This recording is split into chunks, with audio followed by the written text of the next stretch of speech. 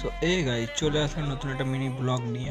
তো কেমন আছো তোমরা? আশা করি তোমরা সবাই খুবই ভালো আছো। দেখতে পাচ্ছ আমি হচ্ছে সেজে গুজে রেডি হয়ে গেছি, তো একটা জায়গায় যাচ্ছি।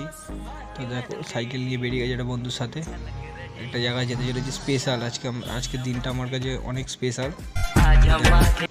চলে আসলাম ব্রিজের কাছে, খুবই কাছে চলে এসেছি সেই জিনিসটা স্বপ্নটা পূরণ করার জন্য। স্বপ্ন পূরণ করার জায়গায় চলে এসেছি। তো দেখে বুঝতেই পারছো কোথায় চলে এসেছি। তো দেখো ফাইনালি অনেক অপেক্ষা করার পর ফাইনালি কিনতে পারলাম। कहते हैं अगर किसी चीज को दिल से चाहो तो पूरी कायनात उसे तुमसे मिलाने की कोशिश में लग जाती है।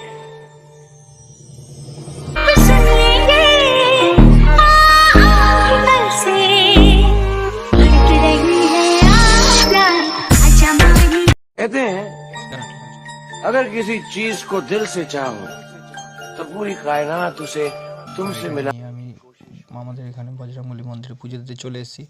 তো এই পুজো দেওয়া কমপ্লিট হয়ে গেল। তো যদি ভিডিওটা ভালো লাগে তো অবশ্যই লাইক কমেন্ট শেয়ার সাবস্ক্রাইব করতে ভুলো না।